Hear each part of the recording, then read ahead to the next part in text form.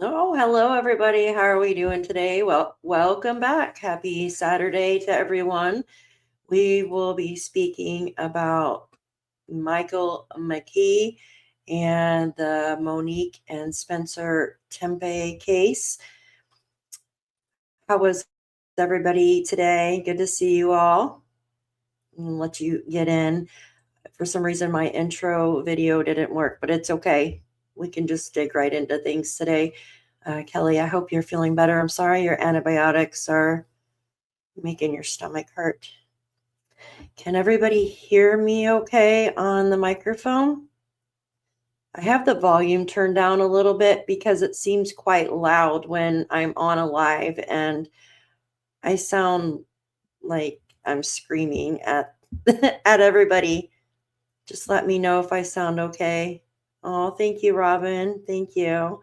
Good to see you. Jen, good to see you. Thank you so much. Angel Wings, good to see you. Hi, Carol. Good to see you. Good to see you. Thank you for being here.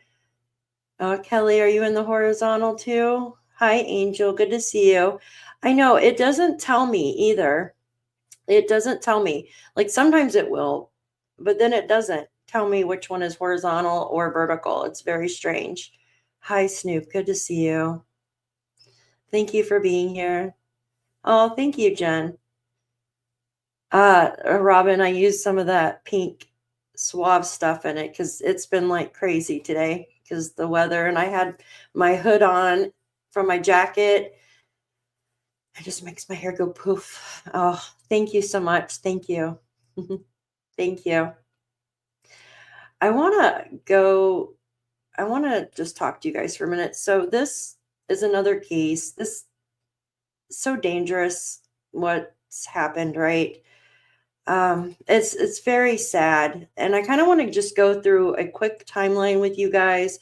I want to go through some photos, and then we're going to talk about how Michael McKee was inside their home, inside of Spencer and Monique's home before he unalived them. Oh, hi, Leslie. Hi, Carol. Thank you, Angel Wings. Thank you. With the heat, I love that with the heat cap on. Hi, Finding Summers. Yes, it is a terrifying case.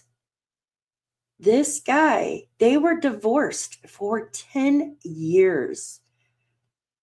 He told her that she would always be his wife. Always be his wife. Even when she was married, she remarried, had 2 children with Spencer. And he said that she would always be his wife and that he would move and buy a house right next door to her. Right next door to her. That's crazy to me. Look how happy they are. Or were, Look how happy they were. I love this picture right here. That's such a great picture of them, isn't it? It is insane. Very creepy. Oh, guys, I'm about to get into it. So, the neighbors' cameras. I posted a video a few weeks ago, and one of the neighbors had came out and said he was standing by their fence. Standing by their fence, just watching and waiting for the right time to make his move. It's like a snake, like a poisonous snake, waiting for his victim, right? Victims in this case. And I'm going to go through just a quick timeline. I'm going to refresh everybody's memory here while everybody joins into us, right? Joins into the stream.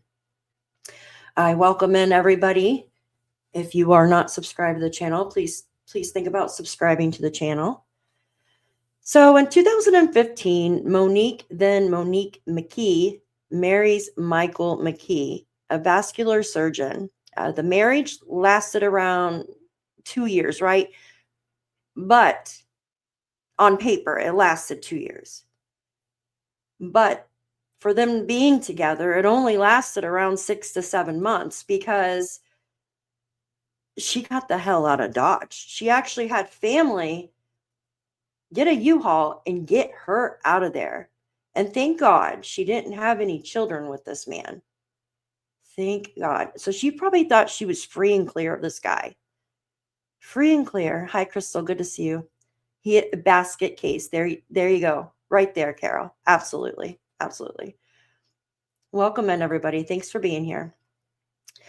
So the marriage on paper lasted about 2 years, but is later, described in like the court documents as involving like allegations of abuse. Now, 2015 to 2017, according to the court affidavits and witness statements from like friends, family, Monique's brother-in-law, Rob, McKee allegedly subjected Monique to emotional abuse, right? You know how we spoke about that last night? Now, I just want to give a quick disclaimer to this video. This live stream, this video is not made for younger audiences. It's made for adults only. And this is all in fair use if I use any content, and also just sensitive subjects right here. And I know we had a lot of sensitive talk last night as well with those documents that I showed. So just FYI, you guys. So we've had like the witness statements talking about how Monique was subjected to emotional abuse, and emotional abuse can sometimes be worse than physical unless it's being unalived, right? Because your head's being played with. And one minute the person acts like they love you, and the next minute they're just the most evil person in the world. It's a narcissist, right? It's a narcissistic, sociopathic like mindset. And we find in a lot of these cases that we cover, a lot of these people, like even in the missing children's cases, are like that, right? Like they can't do any wrong. They act like they're the best person when they're talking out in public, but behind closed doors is when it becomes dangerous for the victim. So one of the allegations that we heard that Monique was subjected to was being strangled, right? Like for the physical abuse. And then for the SA, forced unwanted sex. So the witnesses reported Monique basically telling them that McKee made repeated threats such as, "I will unalive you at any time. I will find you and buy the house right next door to you. And you will always be my wife. You will always be mine." Like she was a possession to him. So these allegations were shared with detectives, right? They were shared and highlighting a pattern of control and obsession from McKee. On May 2017, Monique and Michael McKee divorced on paper, right? He finally actually signed the divorce documents, because that was the problem. He wouldn't sign them, and he kept playing games with her. Like he just didn't want to sign the papers. He wanted to keep pushing it off to make Monique's life a living hell. That's the only thing I can think of. He wanted to make her life a living hell because she left him. So that was his way of hurting her back then, right? So it goes, these people, there's something not connecting, right, inside their head to want to control another person when they think like this. It's not normal behavior. So anyways, as time went by in 2017, McKee reportedly made ongoing threats to Monique and her her life and exhibited like stalking behavior.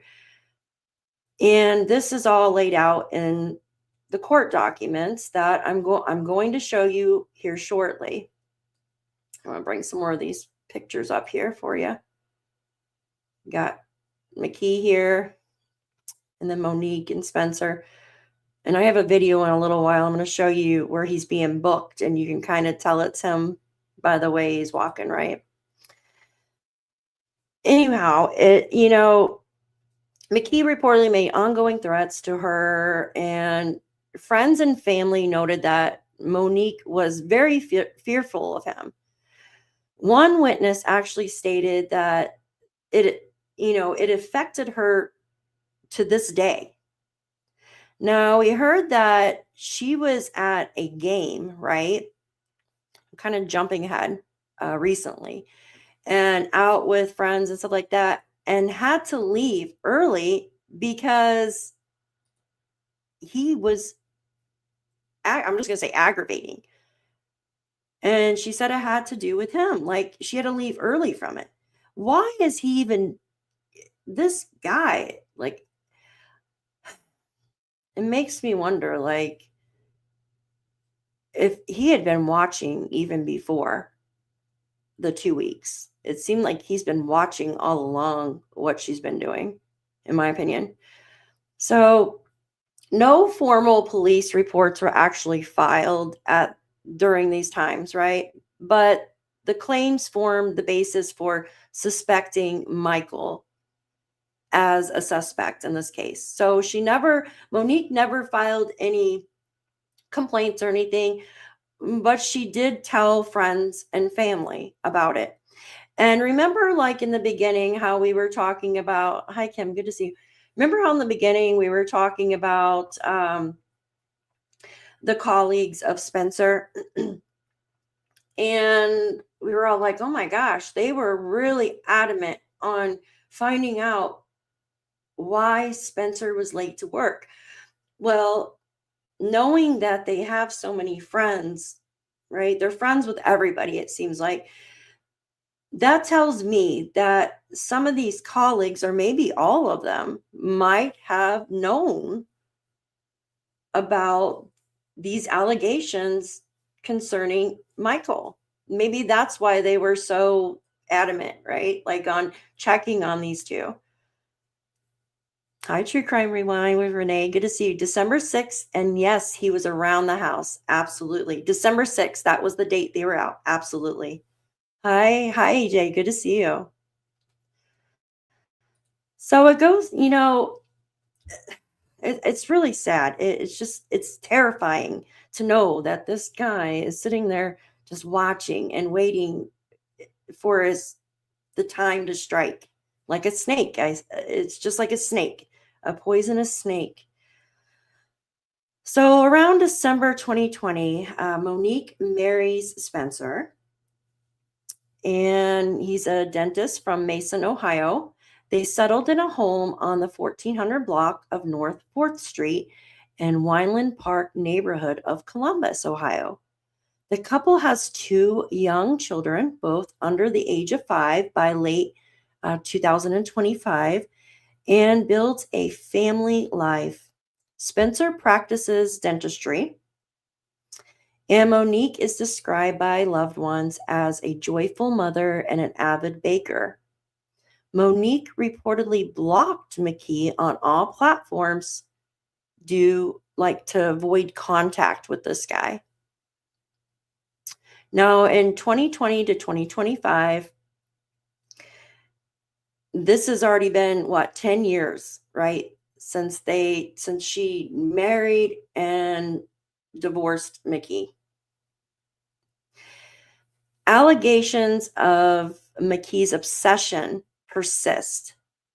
So over time, over these 10 years, his obsession just gets wild, right? Like with her. He still hasn't found another woman. He's still obsessed with Monique. So witnesses claiming he continued to monitor or harass Monique indirectly throughout these 10 years.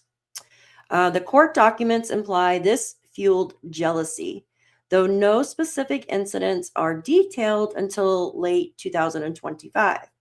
So Monique's family, including her brother, later told media outlets on NBC News that the emotional impact of McKee's abuse lingered, affecting her long term.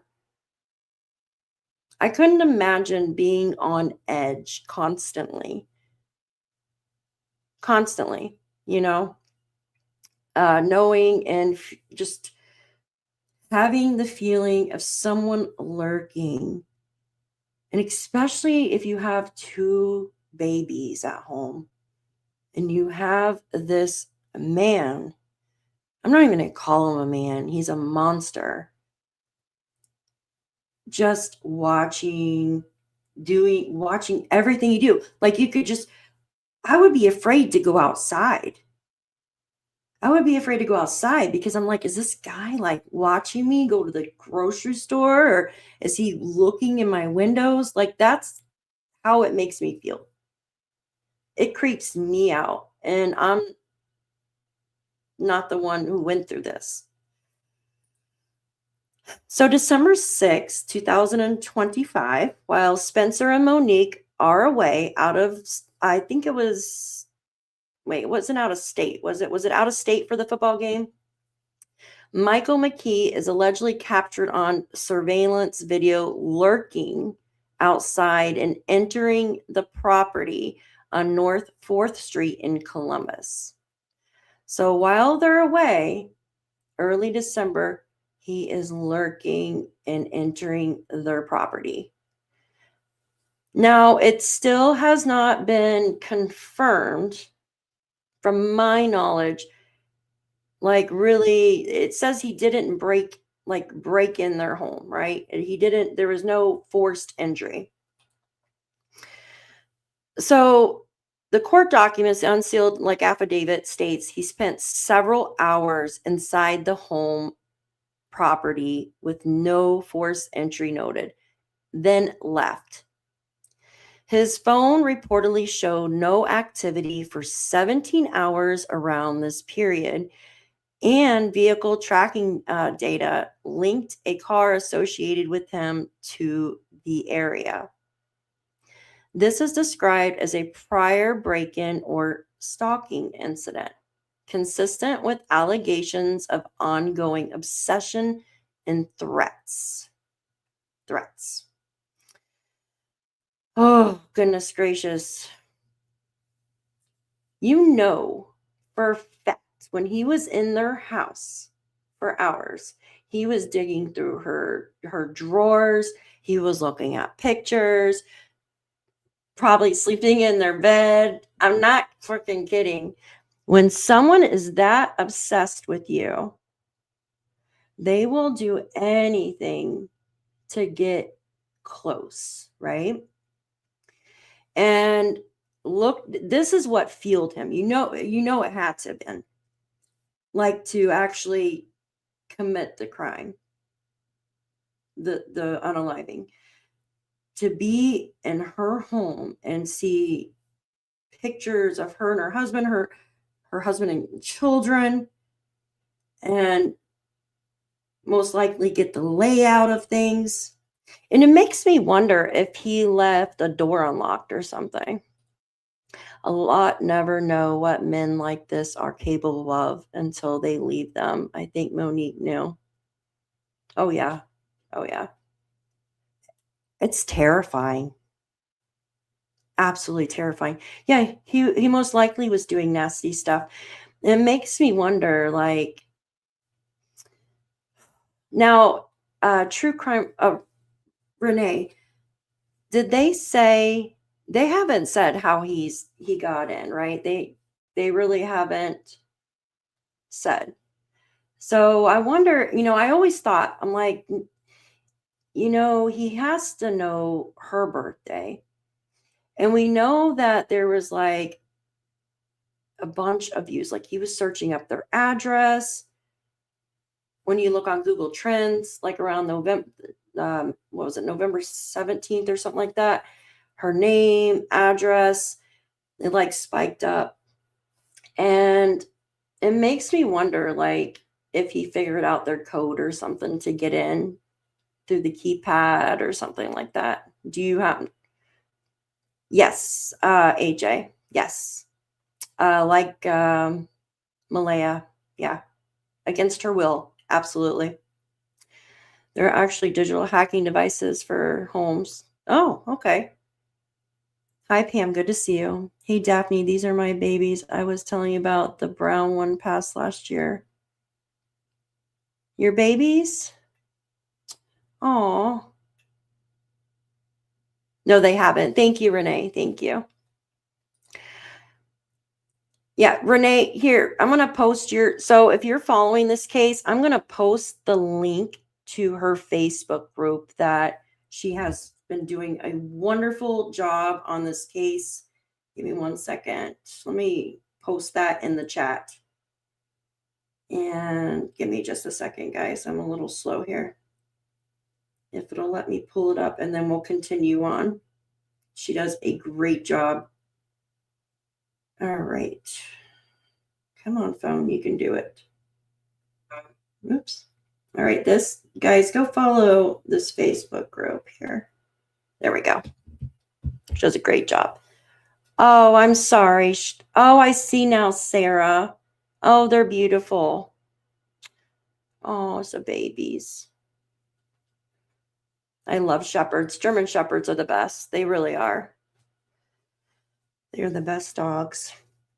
So in, where were we at? I'm trying to remember where I was at now. Okay, so December 29th, 2025, the evening, McKee allegedly leaves his workplace, right, which is at the St. Anthony Hospital in Rockford, Illinois, after 5 p.m.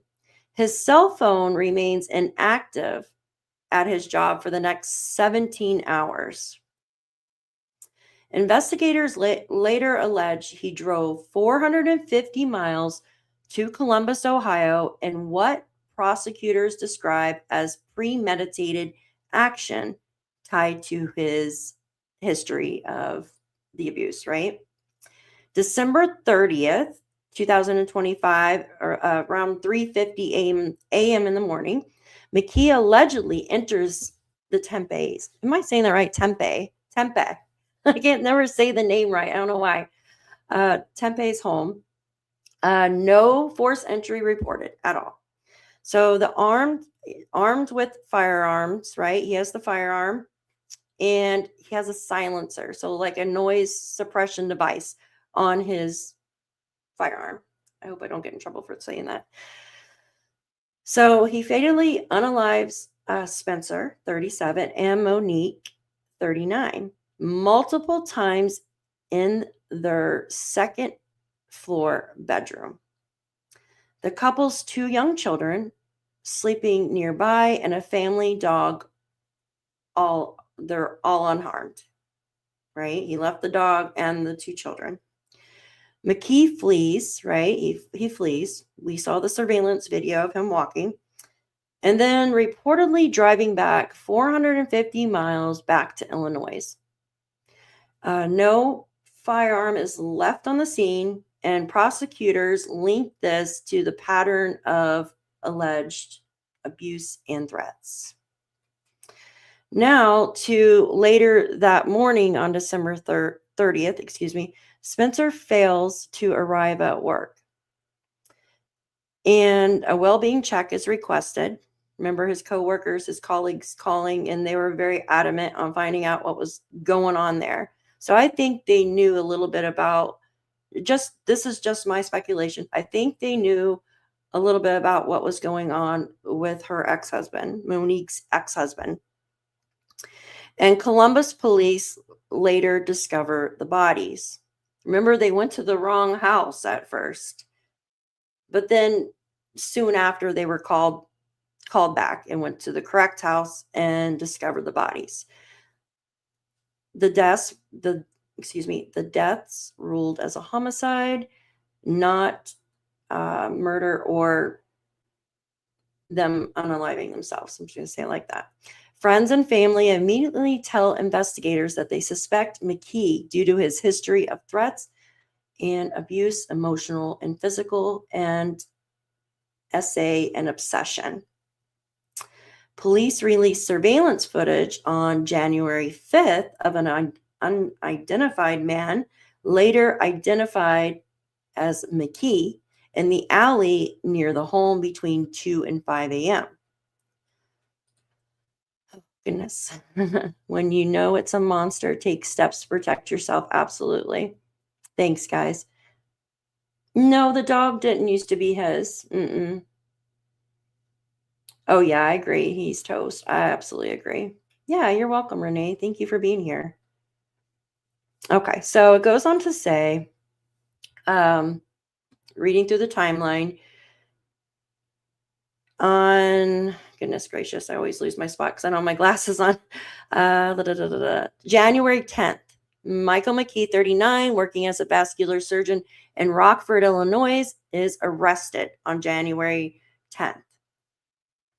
And is arrested by federal agents, the ATF, right, at a Chick-fil-A near his workplace on 2 initial counts of murder. He waives his extradition, right, and a vehicle data and other evidence link him to the scene. How can this guy what the heck? You know someone is not right in the head when they drive 450 miles after what you just did, and then you're eating. Like he just didn't even care. It's like a normal day for this guy. Sick. So on January 14th, Columbus police describes the unalivings as targeted, DV-related attack. And then the firearm recovered from the McKee's property is said to be consistent with what was used on Spencer and Monique. So this ties into the broader allegations of like an implied motive, right? On January 16th, Franklin County grand jury indicts McKee on 4 counts of aggravated murder, premeditated with specifications, and 1 count of aggravated burglary. I can never say that word either. For breaking in. Okay, let's say it like that. January 20th, McKee is extradited to Ohio and booked into this James A. Carney's Correctional Center, Franklin County Jail booking video, which we are going to watch right now. Give me 1 second. I want to pull this up for you. And you guys can see, just want to show that. That is so sad. This is devastating. Give me 1 second, you guys. Thank you all for being here with me. To think patients' lives, and that too, absolutely simply. It's the guy is and has been sick. All right, give me a sec. I want to take you over here.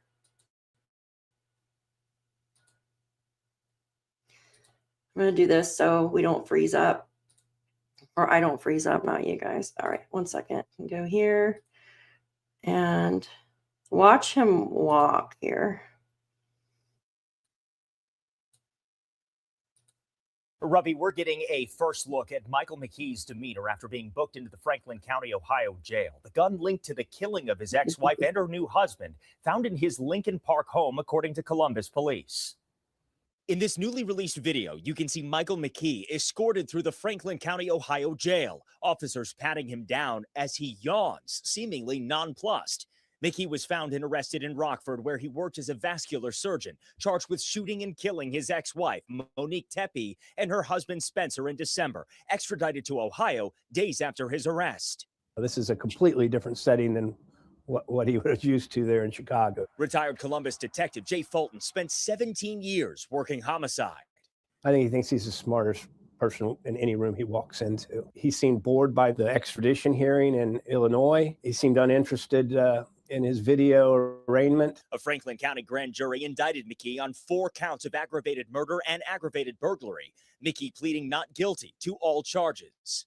An unsealed police affidavit reveals McKee was captured on video outside the Tepe's Ohio home for several hours on December 6th, 3 weeks before the murders, while the couple was out of state. Police say McKee was also caught on camera near the Tepe's home around the time of the murders. Investigators tracking his SUV from Columbus to Rockford, noting the vehicle had distinct features, including a stolen Ohio license plate. McKee's cell phone was left inactive at the hospital where he worked for 17 hours on the day of the murders, according to court documents. He was committed to this course of conduct in an almost, maniacal type, overriding common sense way. Court documents also reveal Monique Tepe had told family and friends that McKee had been abusive and made threats to her life during and after their marriage, saying he could kill her at any time. It screams motive. I mean, he felt disrespected. He felt abandoned. It was something he couldn't overcome. Again, McKee has pleaded not guilty to those murder charges and remains in Franklin County Jail until his next hearing. Some dramatic video right there. Yeah, the case continues. Gives you a sense of how he's acting. And okay, let me remove this real quick. For the dog, I believe, but I'm not 100%. I believe I heard the dog is related to Rob's dog, but I'm not 100%. I heard that along the way. Renee might know more about that.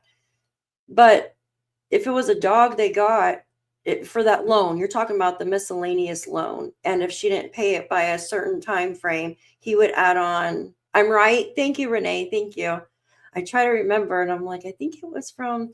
So yeah, the dog wouldn't be for the miscellaneous loan then.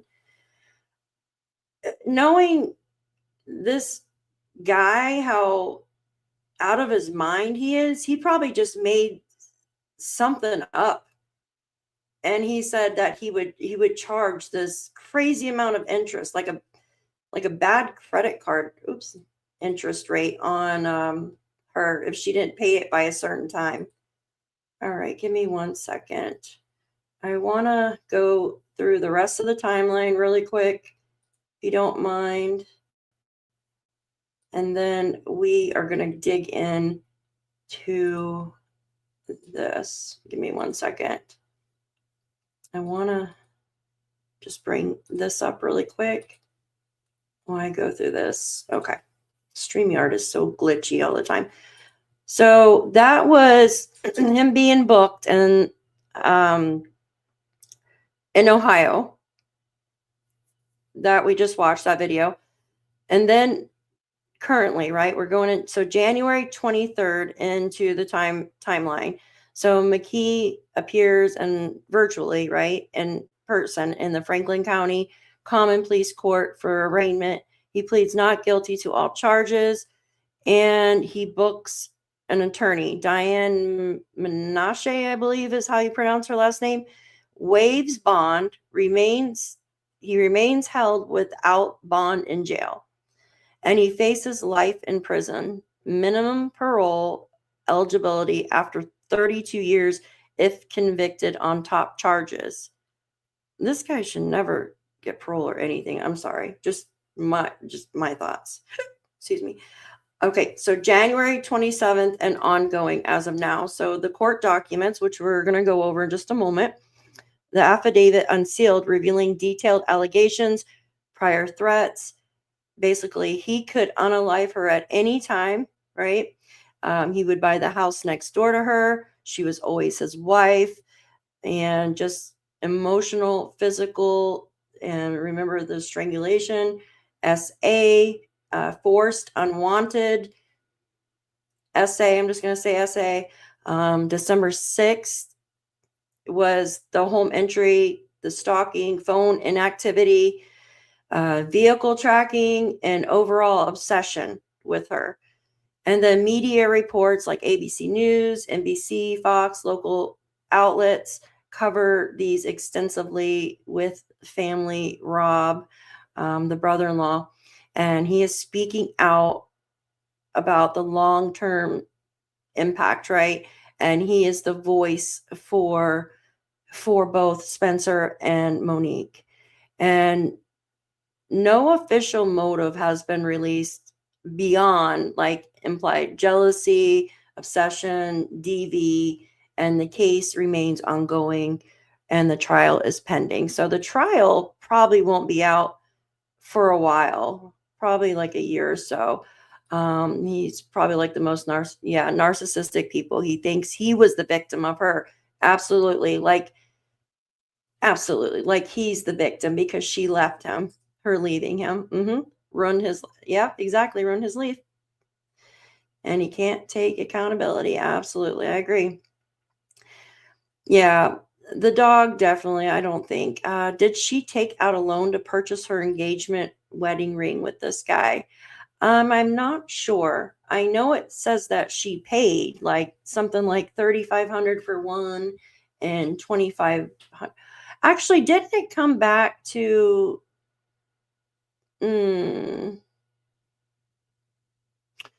Didn't? Oh my goodness gracious! Hold on. Something was it? Okay, so did she pay for the rings or did he? Because I kept hearing conflicting. I heard she did it first because it was on the one receipt. And then somebody said that she didn't, but I don't know if it was just something somebody was saying. That's just horrible. Okay, you guys, let me remove this. Thank you all for being here. She paid for the rings. Okay, thank you. He is just sick. Yeah, we're going through another case right now, Jack and Lily Sullivan out of Nova Scotia, and we just got, there was a news article that came out last week where the mom had these similar instances, not unaliving or anything, but talking about some of these things. I heard it both ways. Someone I know said it was in writing, paid on expensive. Yeah, the same as Lee. Just recently I saw someone. Yeah, I'm pretty sure she did. So I want to go over these with you guys. Can I blow this up so I can actually see it? Let me see something. I might not be able to see chat. Can you guys see these on your end? I might have to actually do it a different way. Give me a sec, you guys. I'm so sorry. Let me do this real quick because I don't think I'm going to be able to see these on my end. Okay. And I can just open them up in my, because when they're on the computer like this, you can't blow them up any larger, but I got it right here. These are just devastating. So, I wonder if he stayed the night in the house. What do you guys think? Do you think he actually stayed the night in their house?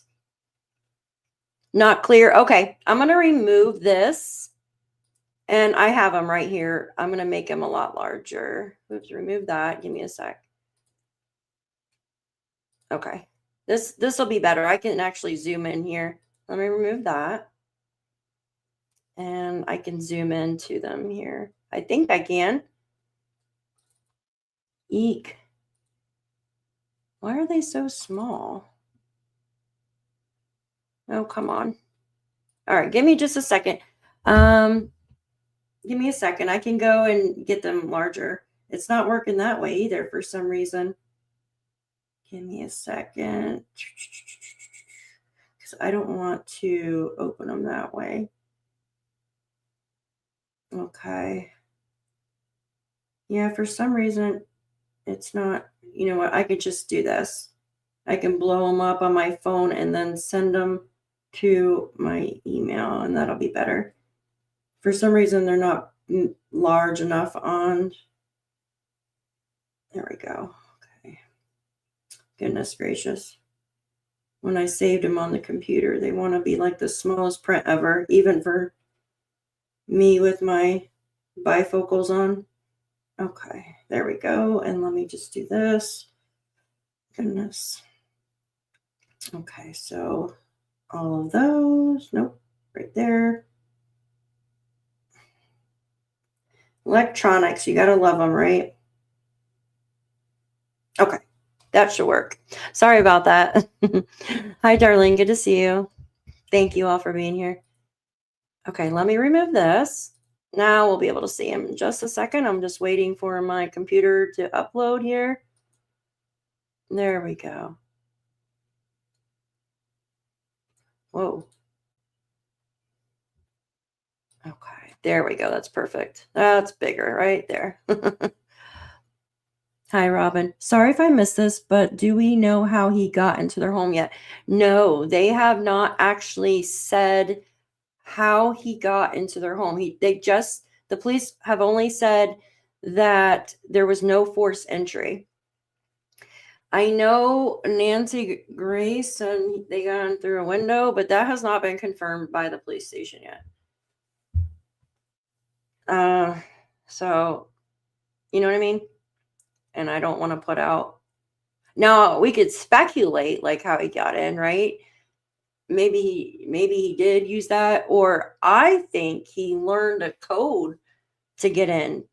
They could have used their birthdays or something, the date they got married, and maybe he just kind of messed around, or a window. Maybe he got in, Yeah, you're welcome. Thanks. Hey, thank you.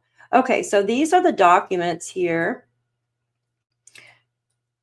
And so this is the complaint.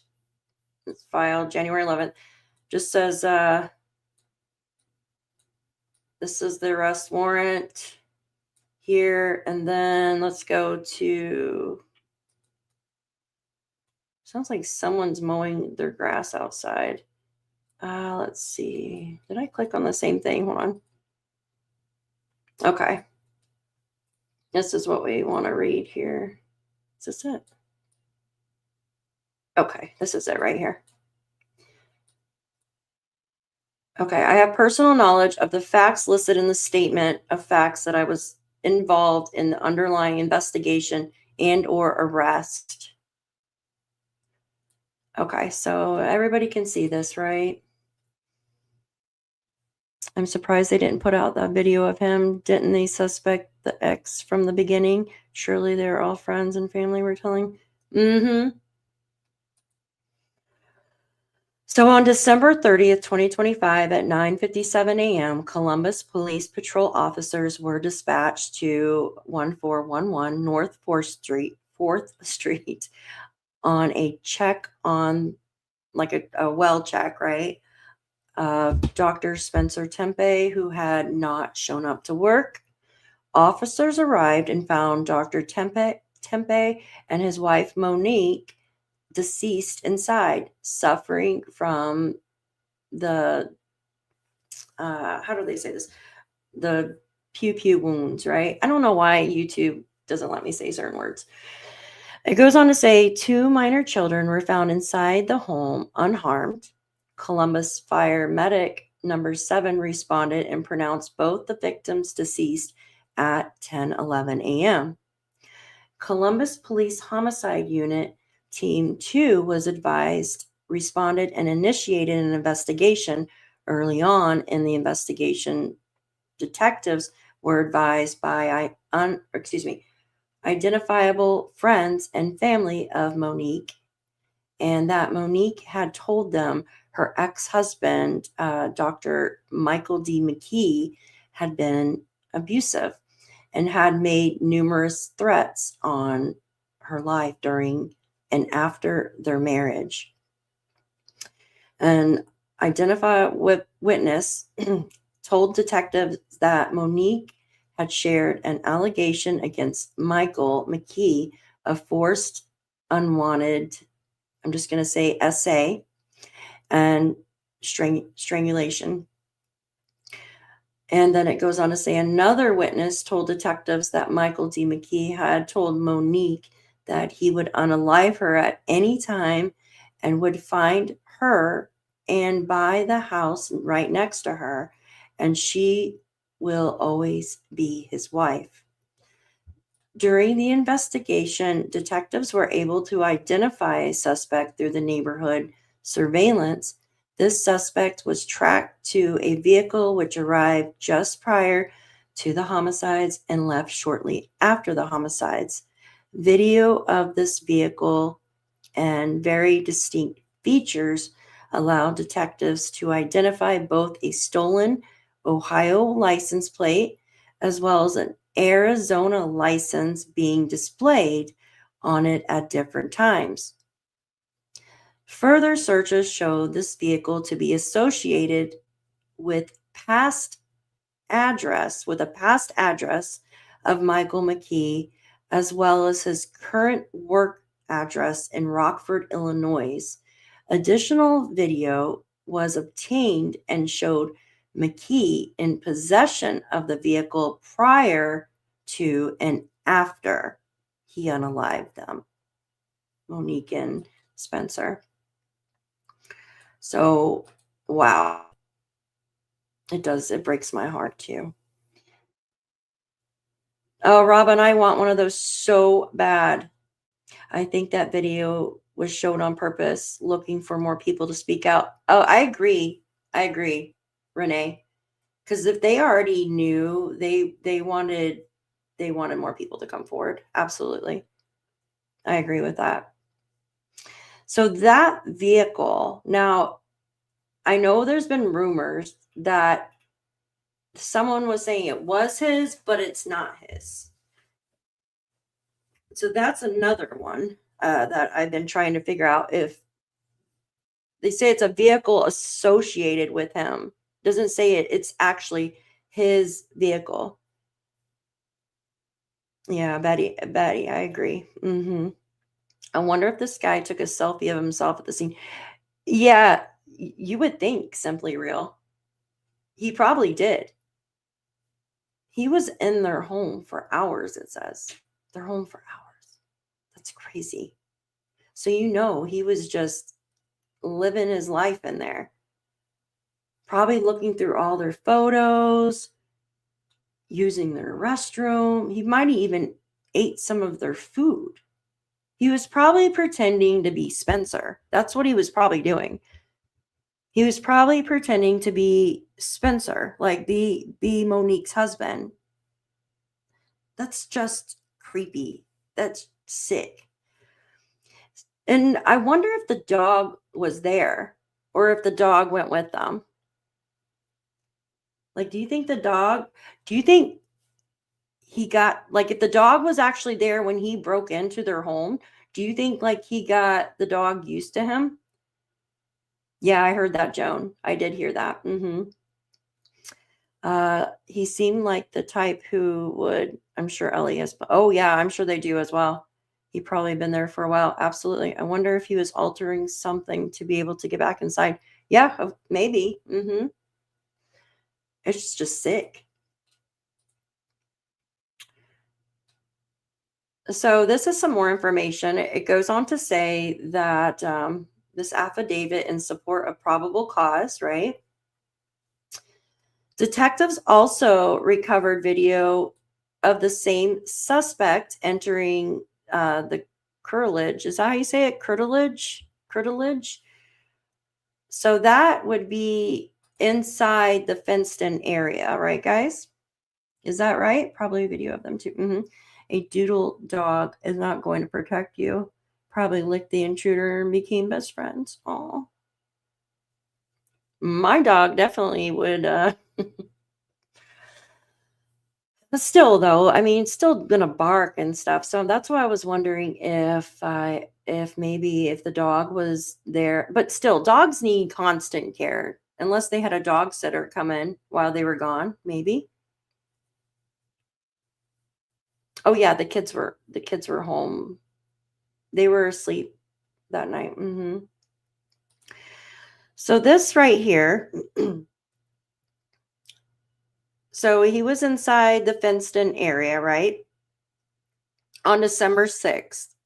And then exiting a few hours later when they were away. Few hours later. Gross. These dates are consistent with video recovered of the silver SUV and are consistent with the dates which Michael McKee was not on the schedule at St. Anthony's. Now, you guys got to think, this is 450 miles away. So this guy's traveling, right? That's 900 miles round trip. That's not a short freaking drive, guys. My white one, try and bite his butt off. Yeah. I love white German Shepherds. They're so pretty. Mm-hmm. Aw. So it goes on to say that, oh goodness, on January 9th, detectives seized this silver SUV bearing the Arizona temp tag. So it was a temp tag from the lot of St. Anthony's Hospital in Rockford, Illinois, where Michael D. McKee works. Detectives noticed fresh scrape marks. Listen to this.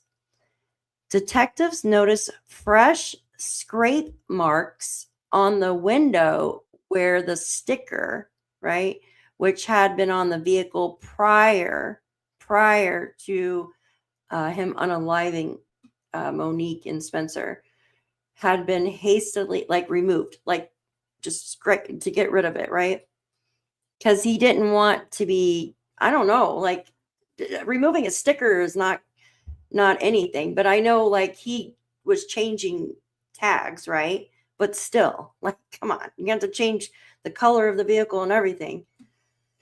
During the time of the homicides, Michael McKee's phone had been left at the hospital in Illinois and showed no activity for 17 hours from December 29th until after 12 p.m. on December 30th. Damn. More recently, while Monique and Spencer were at the Big Ten championship game in Indiana. Okay, so it was for some reason I was thinking it was, so they were in Indiana, right? On December 6th with several other couples. Monique went back to her hotel room early in the second half of the game. When friends asked Spencer why Monique had left the game, he told them she was upset about something involving her ex-husband and was going back to the hotel. What could this be? So he didn't bring his phone with him, right? His phone was left at the hospital. Michael's phone was left at the hospital. So do you think maybe he messaged Monique prior to driving there on December while they were gone? You're not leaving your phone. I thought News Nation, other channels walked back that MM was Tempe's home. I'm 46 minutes behind. Yes, he isn't. He was in their home. She's 46 minutes behind. How long have I been on here? Oh, 53 minutes. Oh my goodness. So think about it. He must have been using a burner phone or something. Think about this, you guys, for a minute. At this time, when they were at the game, he had to have been at their home. But his cell phone was left at the hospital. So I wonder, if he had a burner phone or something. Or maybe he emailed her, maybe. You think?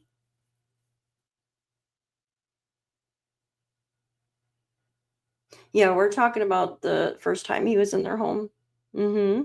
I think he waited to contact her when he arrived near her home.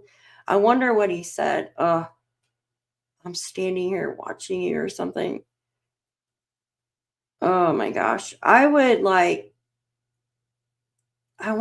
man, I would have called the police or something or had my neighbors watch or something. Because if you have your own cameras, you never know if they're going to do something to your cameras. Because, but the neighbors, I mean, they haven't said where his cell was during the first visit. Yeah, it just says right here. I'm not doing without my Starbucks and Chick-fil-A. I wish we had a Chick-fil-A here. It sucks we don't have one. Yeah, it says right here, the cell phone says it was left. Where'd the cell phone part go? Oh, my lips are so dry. Oh, I was on the previous paper. Right? Is it on this one? Give me a second.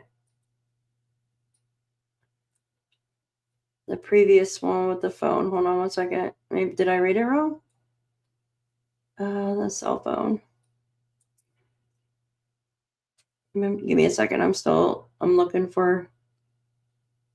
Yeah, for 17 hours. Okay, he left his phone. Okay, so maybe he had his phone the first one when he went to their house the first time. Okay, I see. I messed up. Okay, so he must have had his cell phone the first time he went there. When he unalived them, he didn't have. Here it is. During the time of the homicides. Okay, he didn't have his phone. All right, I apologize. I read that wrong. So during the time of the homicides, Michael's phone had been left at the hospital and showed no activity for 17 hours. Okay. I'm sorry. I messed that part up. So he must have had his cell phone with him the first time in December 6th when he went to their home. Jeez. So she blocked him. It was left at work. His cell phone was left at work on December 6th too.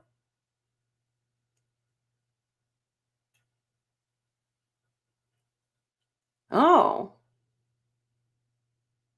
Am I not right? Okay.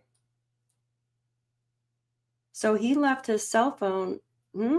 I wonder if he had a burner phone or something, because if he contacted her on December 6th while she was in Indiana at the game, it makes me wonder. I mean, if he had like access to email somewhere or a burner phone or something. And how did he know they were going to be gone? Or maybe he didn't. Maybe he just showed up and was going to then. That's why he left his phone that time too. And then when he had off work again, well, phone will track you every way. But the thing is, like, this guy, he knows that the phone's going to track you. But yet, on the other hand, he knows the car's going to be tracked too, even with scraping off a sticker. He obviously didn't care. He still had the firearm in his house.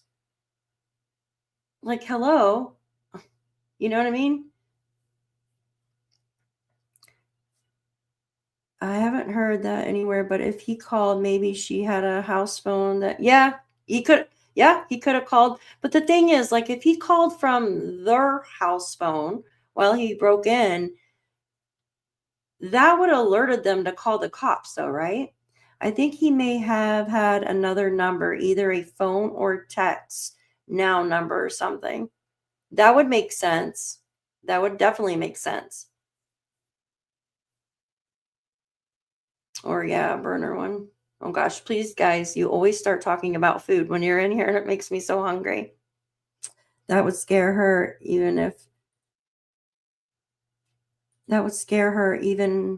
someone called her from her house. Oh, that would just imagine that.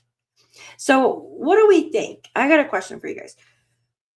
Do we think that the dog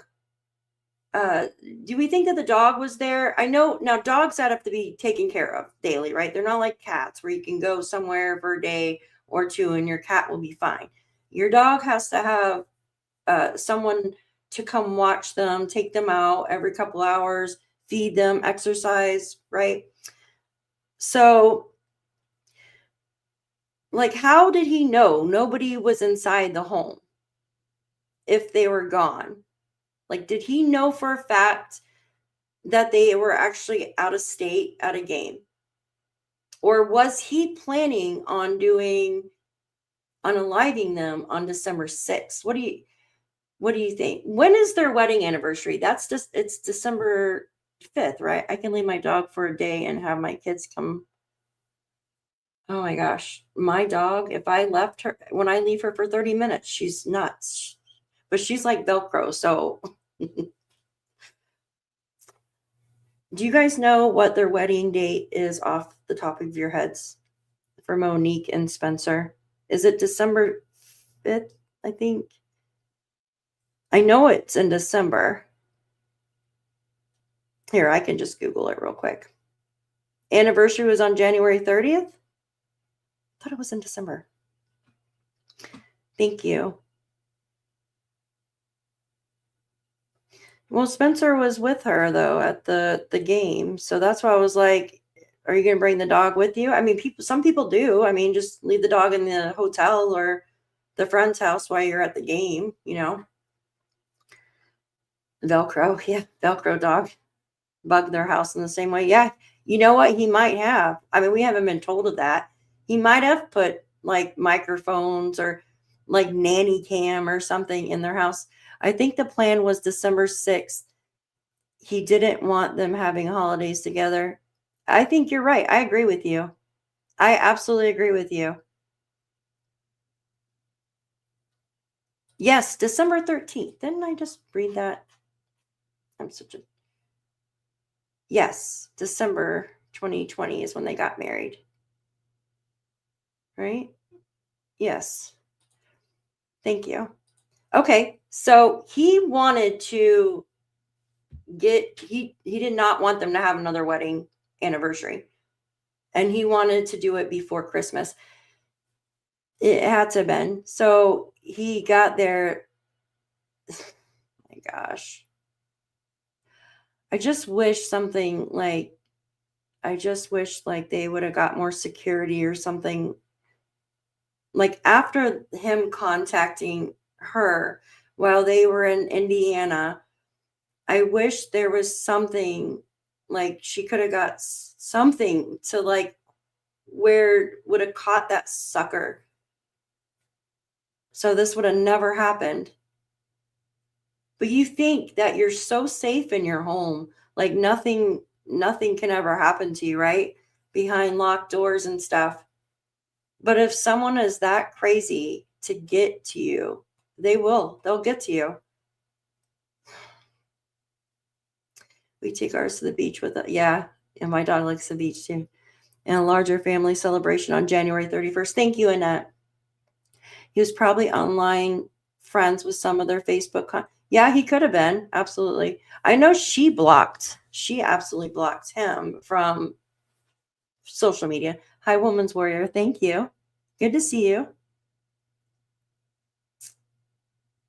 Let's see. Remember they said it would have been in their 5th anniversary in January.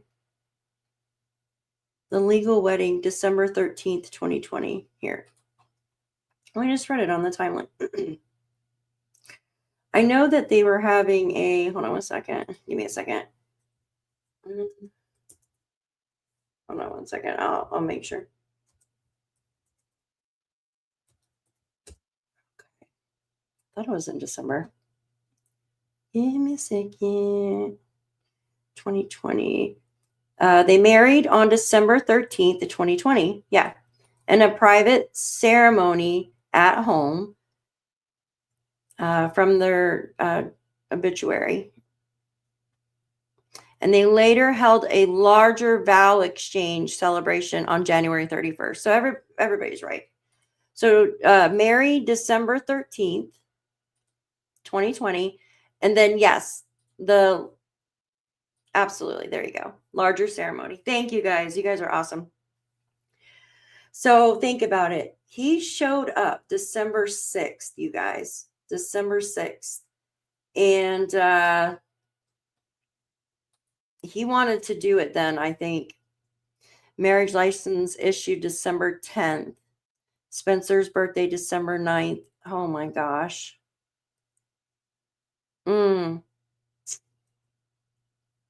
Yeah, thanks guys for all your help. I appreciate you. So think about that. He was trying to do it on December 6th, I think. And he was pissed that they weren't there. Got into their home, was in there for hours. pretending to be her husband. I don't think they took it too seriously, and I don't understand why they never called the police. I don't know either. They probably felt like, since he is far away, right? He's 450 miles away. And like I said in the beginning, I looked at him. I'm like, before we knew who we thought it was, right? I looked at him being a vascular surgeon, and I'm like, doctors are supposed to save lives. They're not supposed to take lives, right? So I kind of looked the other way, even though you have ex-husband, but this was before we knew anything about how he was when they were married, until we started getting the strange loan that we were just talking about. That kind of made me look cockeyed at it. I'm like, what the, I thought, well, maybe he's just freaking weird and wants something, I don't know. And then I found out that he wouldn't give her a divorce for 2 years. I'm like, why the hell did they separate 6 months, right? In 6 months, but he wouldn't sign the papers until 2017. Yeah, he could. He could have abandonment issues. Absolutely. I wonder if she had a lot of threats from Spencer. Perhaps didn't. I don't know. From what I could see, they seem like best friends, right? And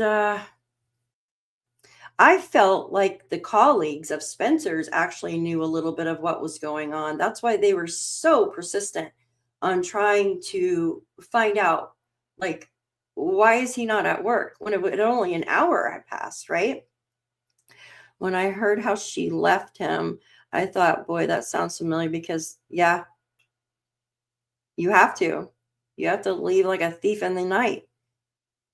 She said he raped her during marriage. Oh my God. Yeah. Oh, I agree. I agree. She had her chance to get out of there, and she did. She got out. And we would think after 10 years that this wouldn't, you know what I mean? Like, it's been 10 years, basically.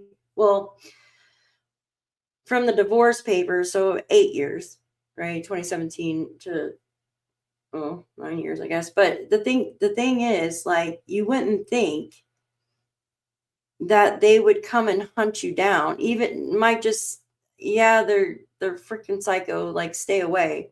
But to drive 450 freaking miles and do that, and then stay. I wonder if they knew he was in their house around December 6th. Do you think the neighbors actually could, like, did they know this at the time, or did they just, because we don't all look at our, like, footage, right? I don't look at something unless I get an alert. So did they not see him, like, standing there and entering the home until after the fact? Because, if they've got, like, just cameras that continuously roll, you've got to, like, look through all that shit, right? Mm-hmm. So narcissistic to think he wouldn't be because it was, yeah. I know. And I looked at the other way because I was like, he's a doctor. He's the top. He's the top of the top. He's a vascular surgeon, right? You wouldn't think. It's someone that saves lives, not supposed to take lives. I really think she was scared for her family. She got them all into this and wanted to make sure they didn't get hurt. It's so sad. I didn't think much about the ex because it had been so long. Yeah, same here. Same here. I agree. Mm-hmm. The legal system has systematic failure due to many. Yeah, it's getting, well, a little bit better, but not compared to what it was like 20 years ago. In my opinion, McKee was sneaky, probably stalked her like we see Daniel. Yeah, no, I agree. Yes, and we know for a fact that Daniel, this other case, if you don't follow the other case of Jack and Lily, he had people follow her and take pictures of her apartment that she's living in. Like, I have that. That's crazy. I sent it right to the police too when I found out. I just don't even want to, I don't even want to think about having someone watch me all the time. Every move you make, someone, we already have like the government watching us all the time with cameras, right? Everywhere. But to actually have someone that is so obsessed with you, just watching your every move, and to go into your home. Yeah, he was probably laying in the bed, pretending like she was in the house. He probably even put on her clothes. I'm not kidding. He's probably eating their food, using the bath. He might have even took a shower or a bath in their bathroom. He was probably waiting for them to get home, looking at pictures. It never does go away. Absolutely.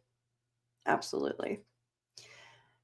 I knew in the wedding pictures Michael put up, it was him. He had a pigeon. Yeah. Pigeon-toed. Absolutely. DV victims don't often take threats seriously. She might have thought if she ignored him to go away. Yeah. Well, that's the thing too. Like I said, it's been, almost 10 years, a decade, right? And even though he still like pops up, I don't know how many times he tried to contact her, right? But he's still popping up here and there. And I don't know. He's 450 miles away. And you think, well, yeah, this guy is a freaking nutbag, but is he going to drive 450? He lives in a different state. Yeah, it's close, but it's a different state.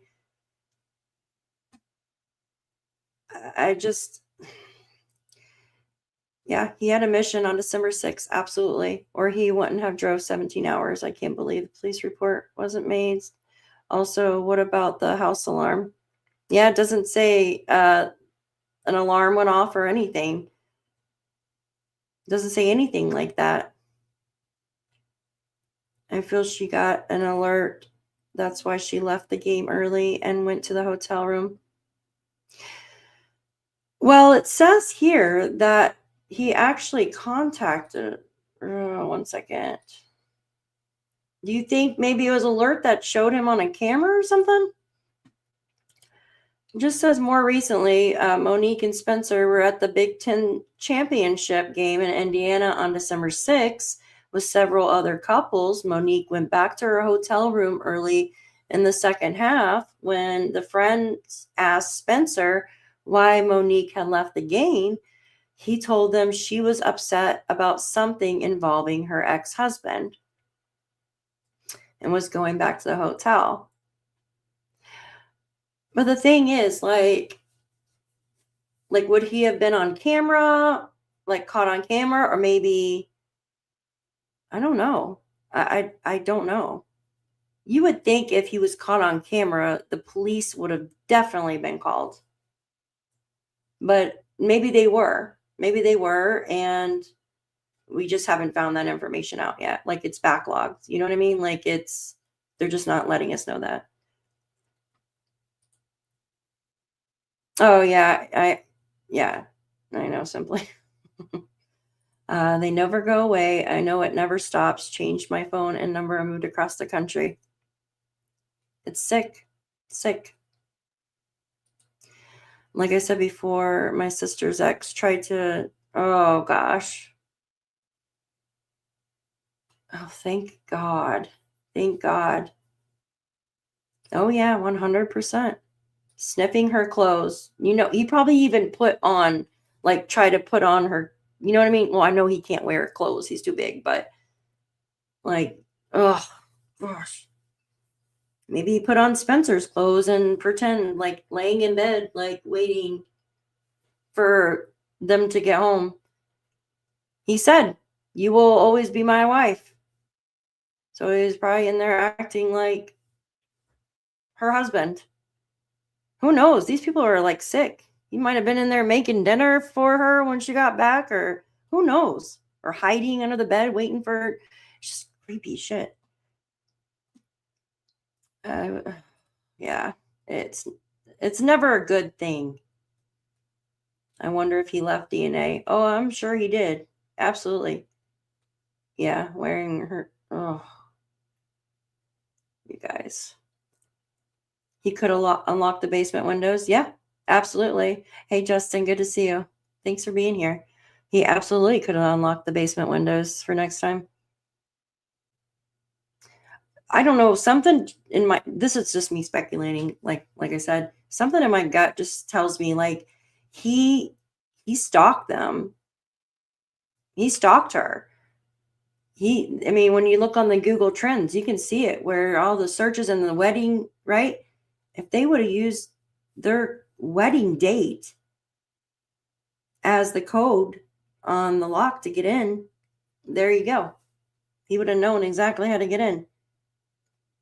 You know, he probably took something from that. Oh, yeah. Oh, I'm sure he absolutely did, Jen. Oh, were you blowing my phone up? I always put it on silent or else I have ADD, so I'll end up forgetting what I was doing. I'll check. That's so funny. I wouldn't be surprised if he used a lawyer and acted like it was about the court's mistake. Yeah, could be. I left on foot. I have a web toast, so does my daughter. Oh. Mm-hmm. Fondling all her stuff. I'm sure he was acting like, he was. Yeah, gross. Just sitting there. Like, I would move. Like, I don't know. I would freaking move. So, he had to have known when they got married, and he was trying to do it, in my opinion, on December 6th, but they were gone then out of state to Indiana at the game. We asked creators to try and not show the photos of the perpetrator with Monique and only her and her husband and him on his own so he doesn't get any. Oh, yeah, I hear you. Don't they allow like phones and stuff like that in prison? Smell it? Yeah, probably. He's doing it all. Like, I'm telling you, he was acting like he was her husband, probably in their home. Ooh. I was shot. Oh, gosh. You guys, it's not good. I bet he has some miles. Oh, yeah. I agree. It makes me wonder if he's tried before and has been to the house before. Like 6 months prior, or you know what I mean? And then kind of like chickened out. It makes me really wonder. I can't believe it was still over 10 years. Yeah. 10 years. You would think that you would let your guard down, right? Your guard would be down. Yeah. Unfortunately, they're all over the internet. It sucks. Oh my God. He could have even been, oh, gross. Yeah, you guys, this is a sad situation. Terrifying. This is one of the most terrifying cases that I've ever spoke about. He's a real live monster. Like Friday the 13th. Like, ugh. I think the Banfield showed he had been there casing the house several months before, and she read out new information.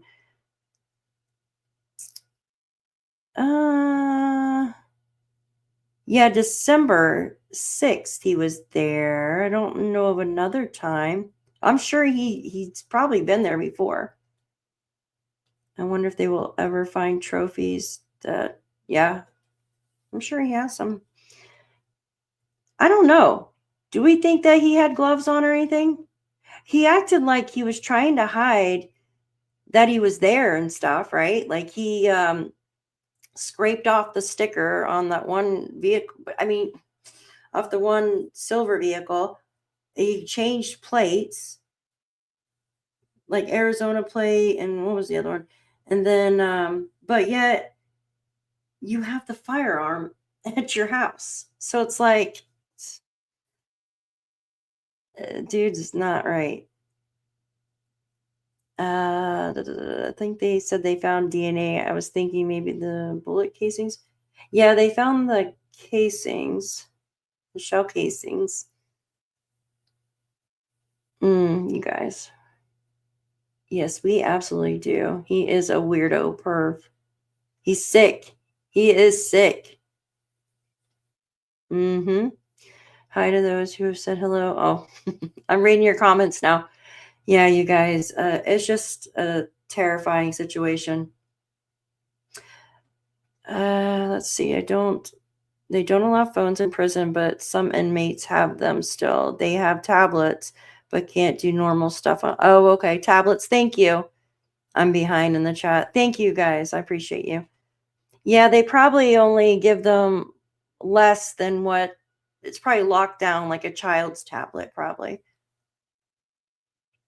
I think the 6 was part of his plan, dry run and invade their space when they weren't home. Oh, of course. I wonder what he messaged her. Like, what did he say? Like, I'm at your house, or I'm watching you, or where are you, or something. You know what I mean? Oh, people. Yeah, the keys to their phone. Yeah. I mean, if they had been gone. Yeah, thank you. Yeah, Angel Wings, of course. Thank you for being here. It's just terrifying. Like, it makes me feel like I cannot sleep tonight. Seriously. That's how creeped out I am. He's book smart. That's about it. Yeah, true. Very true. No common sense. Sicko. So we know it's premeditated. Absolutely. But unfortunately, we've got to wait probably 9 months to a year until a trial comes out. It's going to be a while. I mean, I don't know. Maybe not. Maybe it'll be pushed up some.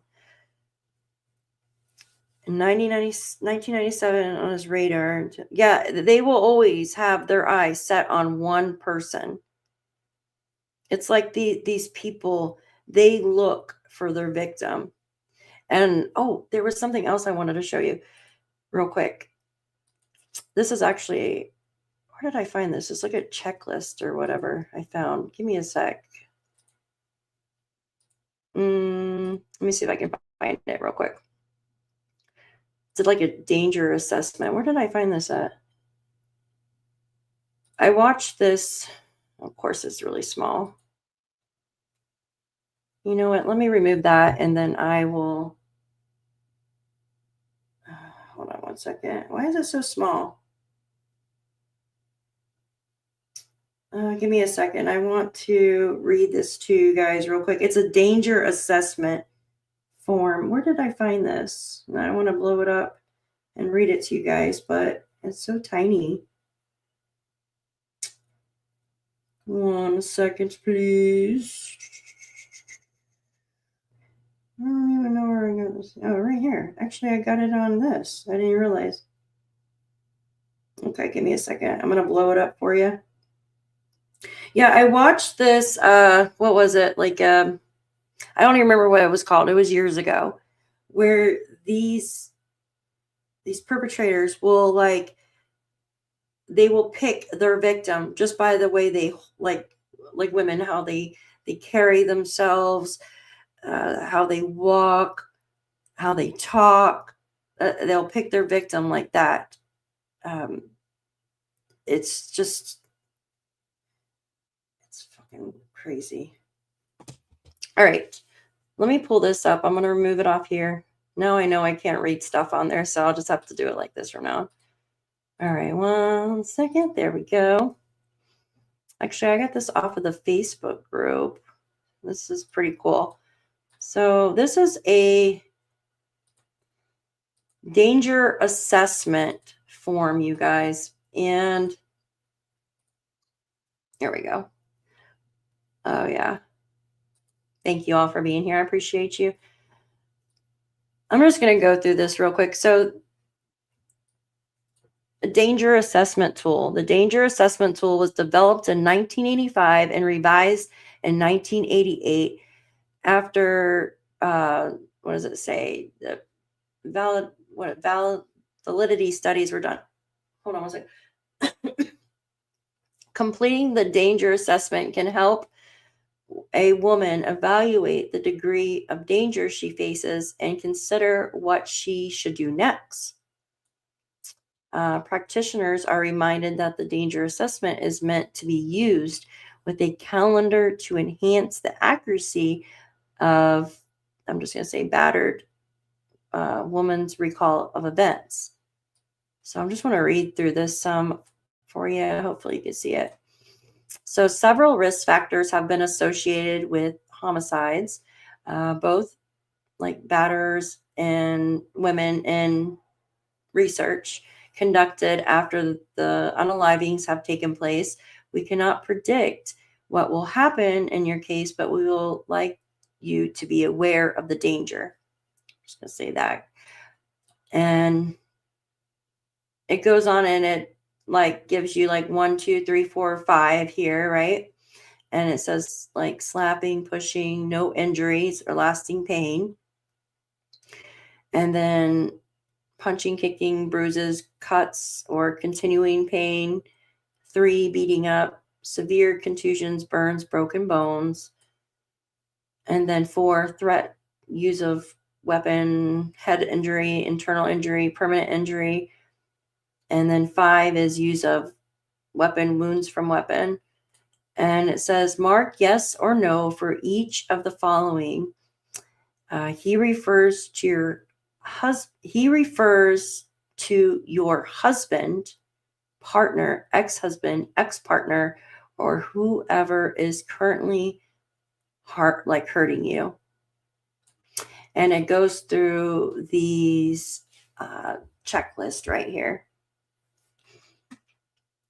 It goes on to say, like, the first one says, has the physical violence increased? I'm just going to say PV, kind of like we do DV. I'm going to say PV. Has the PV increased in frequency over the past year? And it just goes on through here and it says, has the PV increased in severity over the past year and has a weapon or threat from one ever been used? Number 3, does he ever try to choke, right? Number 4, has there ever been a firearm in the house? Number 5, has he ever forced you to have relations when you did not wish to do so? What did I say 4? That was number 5. Number 6, does he use rugs? By rugs, I mean uppers or amphetamines, speed, angel dust. What's angel dust? Coca-Cola, rack, street rugs, or mixtures. Jeez.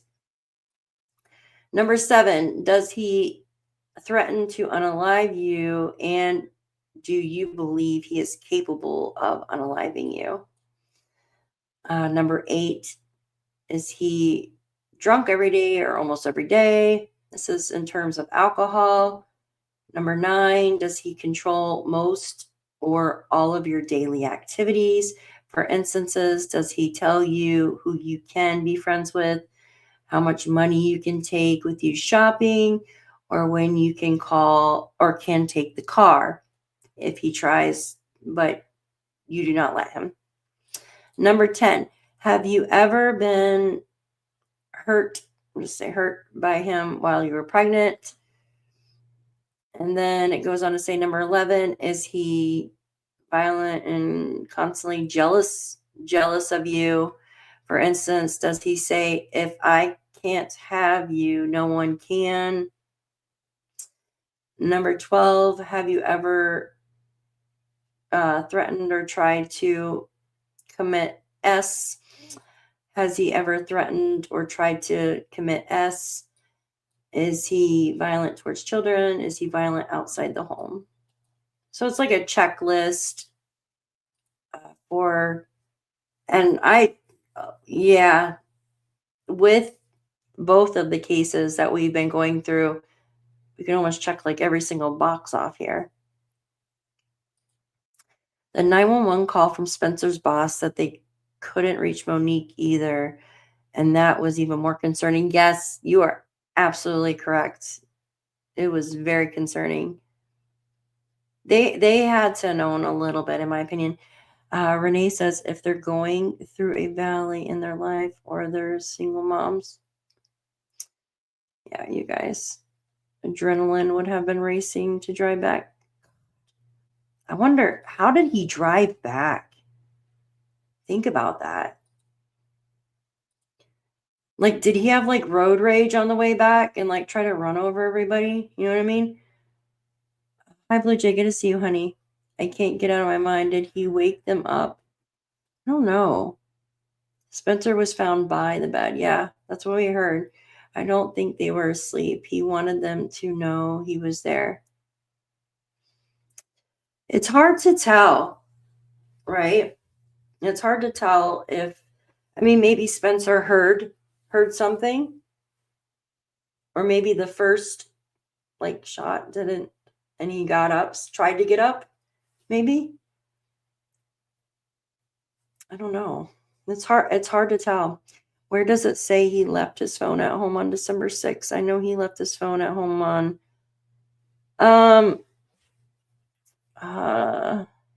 let's see, hold on. I know that Renee, do you know where it says he left his phone at home on December 6th? Let me look it up. Give me a second.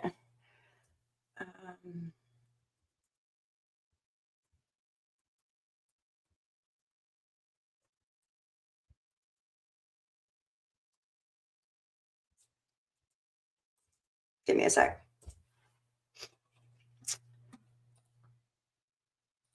I'm going to see you.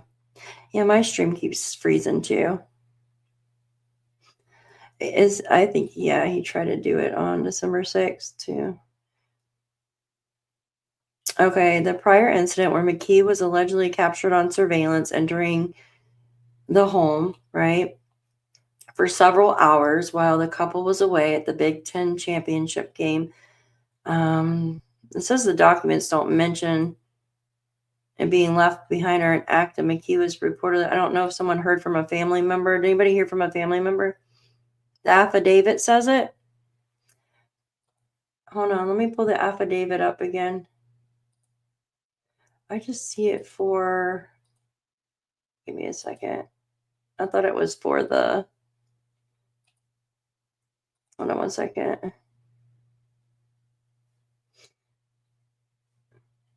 Okay, can I make it bigger? Okay, let's read through this again.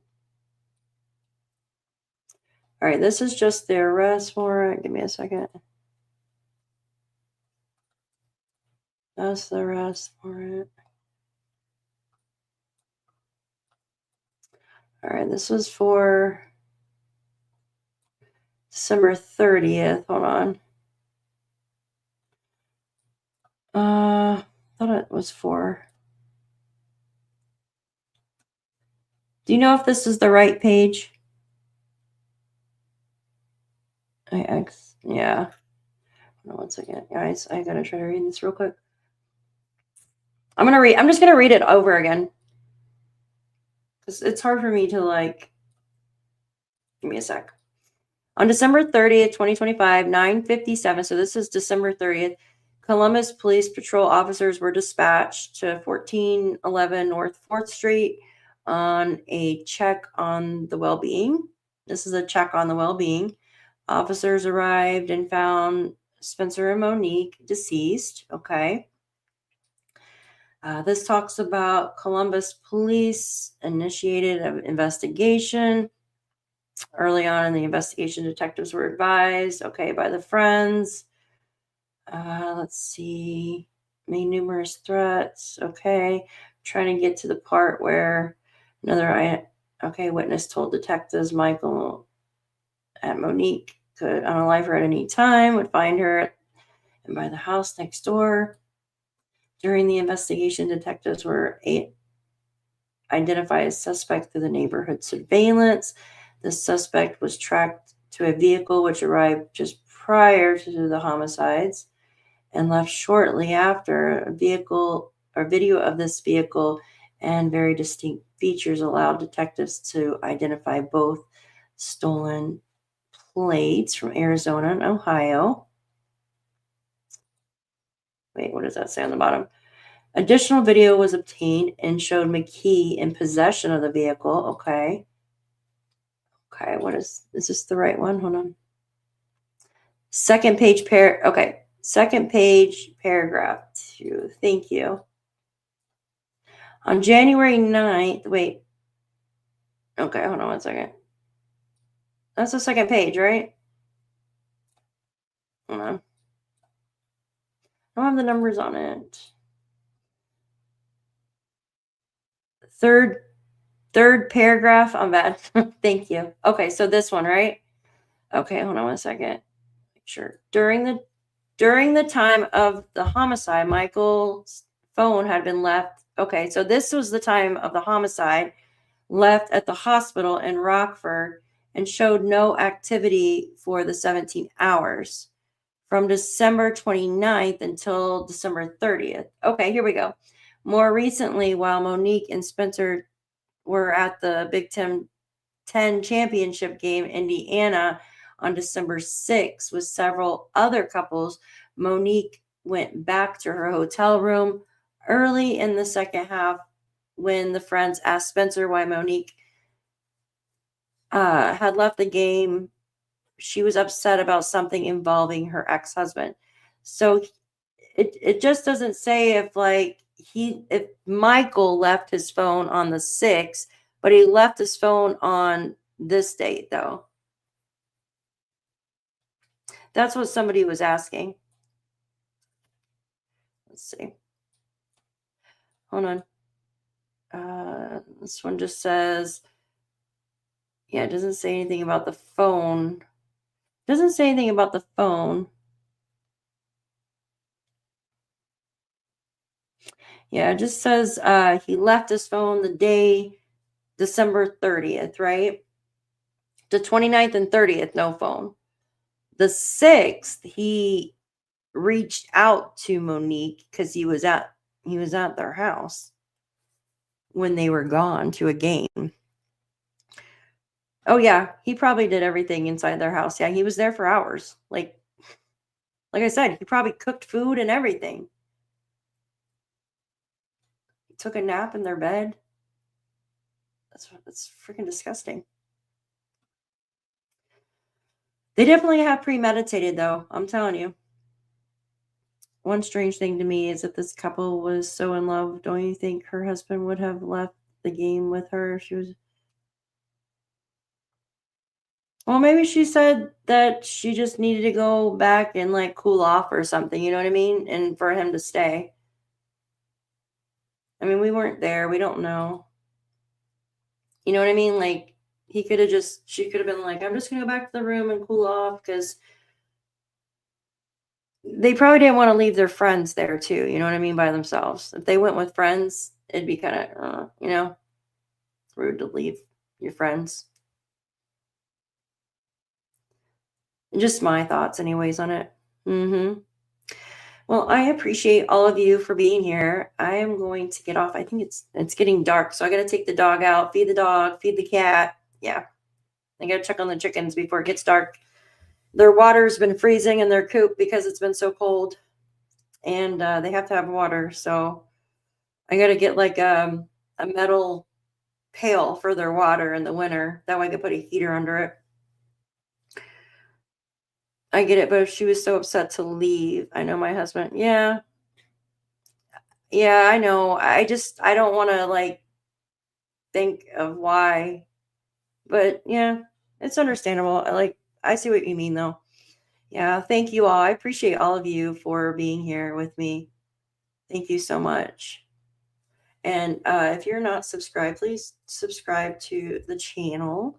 We would love to have you. And I put in the link to Renee's Facebook group. She always has like amazing stuff in there, like firsthand stuff, like where all the information. So I'm going to post it again in the chat here. So you guys go join the group. There we go. So, and thank you, mods, for being here. You guys are amazing. Yes, I need a water heater like your daughter has. It's bad. Like it was -3 last night here without the wind chill. And I mean that water freezes. Yeah, the hay helps, but chickens are so messy. They'll get so much hay in their water that they don't have water that way either. Be frozen hay. Yeah, thank you all for being here. And like I said, subscribe up to the channel if you're not. And if you are, thank you. I appreciate that. So have a wonderful night and a wonderful weekend. And we will see you all later. Thanks a lot.